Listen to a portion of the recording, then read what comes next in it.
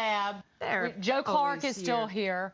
Our special guest is Earl Galleher of Basho Technologies. It's a software company. And then sitting next to him is Don Rainey of Growtech Ventures, who Earl pitched to. But Don, I want you to answer Earl. I want you to say, what did he do, like, what was in your decision making when you said no? Well, part of it was I lost my temper in the meeting. No, seriously, I want to know the story. It works sometimes. Yeah. Well, it didn't that day. Clear. It can be very clear. Well, you know, I want to riff on something before we talk specifically about his decision up or down. When you go to raise money, you're telling a story about the business, and sometimes as you're telling the story, you're not telling it in a way that's compelling, and sometimes as you do it long enough, the story itself changes. That's right. And one of the harder things to do is to realize what is flawed here. Is it my storytelling, or is it the underlying story? In Earl's case, I think that we saw you perhaps early in the process, and if you're going to raise money and you're a typical entrepreneur, you're going to talk to and pitch a lot of people, and the story's going to change, and the storytelling is going to change. And we always advise people that are going into it, if you think that you've got a really good capital group that's really well suited to what you want to do, put them down the list. Yeah, go to them last. Go to them last. Yeah. It's go like to them else, right? after a while. As the story improves, as the storytelling improves, get your best prospect to be the 10th firm. Earl's right in the sense that venture capitalists are very concerned about the types of risks they take today. You know, the big one for venture capitalists, which is not maybe a classical risk, is capital market risk. If you give a company $1 million today, and it, by definition, has to go raise another $1 million in a year, you have a dependency on the state of the capital markets when that first million is gone. And that's a very murky, cloudy, confused situation, the capital markets. So the risk that venture capitalists are very concerned about taking are capital market risk. You have to put so much money in, it dilutes the investment today, and it's a very difficult decision criteria. As it relates to Basho, the company that Earl pitched, it's a wonderful company, and Earl is a star entrepreneur who's made a lot of money for a lot of different companies through his career, and that had to be one of the big pluses. He's surrounded, the company's in Cambridge, Massachusetts. It's got first-tier, really bright young people as managers.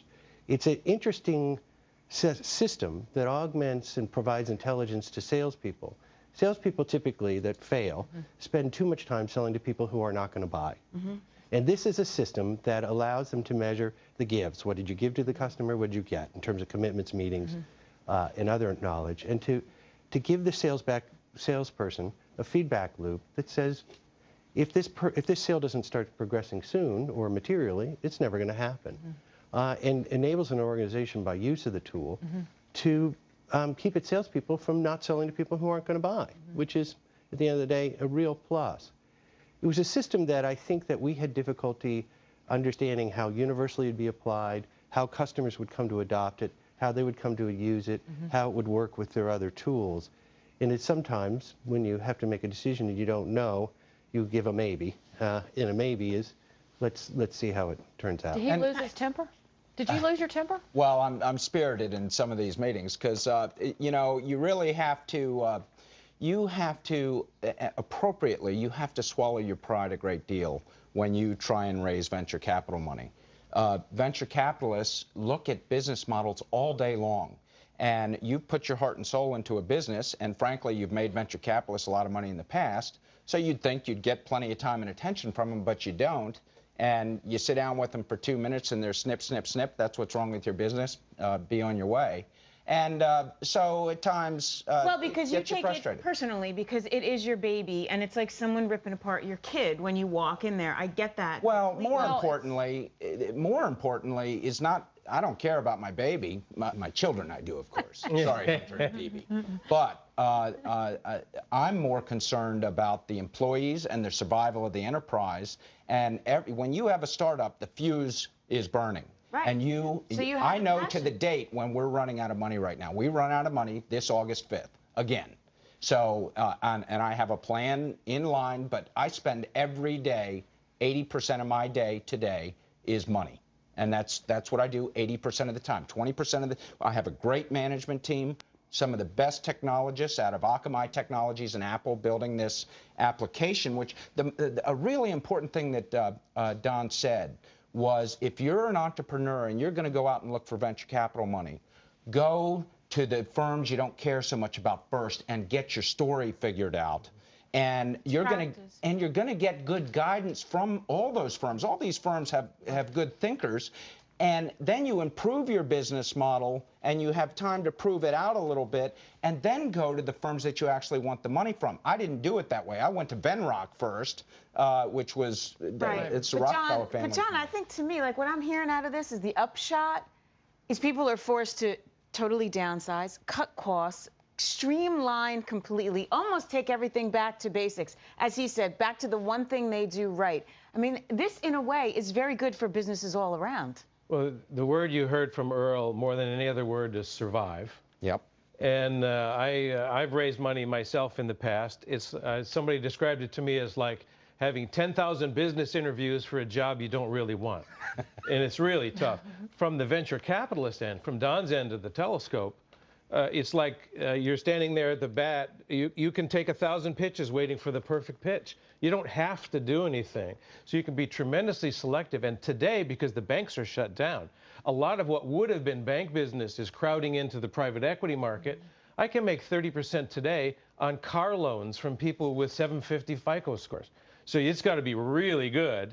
And a capital market is a year away probably. There haven't been any IPOs in a long time. So it's a very tough time. So the very best thing is the willingness to get in there and refine your story, find the right partner, but also cut the cost to fit the cloth. You've got to be able or willing to change your business if survival and commitment is really what you're there about. And that applies. I don't care how. That's small. every business. I don't care. What I'm saying. I've had that discussion repeatedly with friends who own their own businesses, whether it's a hair salon, whether it's a software company. Repeatedly, that is the conversation. You run a business by refusing to fail. You just keep at it, and keep at it.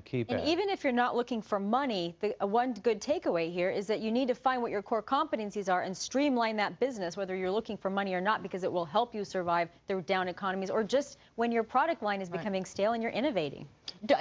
Earl, when you get ready to pitch, do you pitch in front of your family first? Do you pitch in front of the mirror? No, I'm serious, but should you do? They throw tomatoes at me. No, but should people do that though? Rather than if you want to hone your pitch, you start at home. Well, I think I don't know. some people might. You know, I've been in technology for 20 years, and in fact, Don's firm was an investor in Digex, which I was the president of their hosting business. So I've been doing this since 1993. And so I don't default to my family to get guidance on technology. There's plenty that I seek from my family, guidance and otherwise. But how to pitch, I think what you should do is pitch to friendly angels or friendly people who may not necessarily invest, but have an understanding of the category. Your family's not going to be helpful, candidly. But I was thinking of just making it as clear as possible. So to someone who maybe doesn't know the business. Well, if I knew Don, Don, you see where I'm going with that? It does. This is a subject I write about in a blog quite a bit. But the one thing that I would say to somebody that, regardless of to a venture capitalist or to any investment source, you want to come in with three things. This is what I know. This is my body of work. This is my lifetime of experience. This is what I know about aircraft manufacturing tools. And this is what I believe. From that body of knowledge, I believe in the future there'll be a market for this new type of tool. And this is what I don't know. I've never been the head of a company. I've never sold anything to anybody in my life. But I know this industry. I believe there's an opportunity. And this is what I don't know about myself. And most of the times you can say to somebody, hey, okay, we can work with that. We're gonna compensate for your shortcomings. We're okay with you being the CEO. You're gonna be a little bit on a short leash because you haven't done this before. The big thing we want from entrepreneurs is that knowledge. They know an industry, they see an opportunity, and they're aware of their own boundaries. I can't wait for the next 45 minutes, but we got to take a quick break. Your questions about your business when we come back. Stay with us, everybody.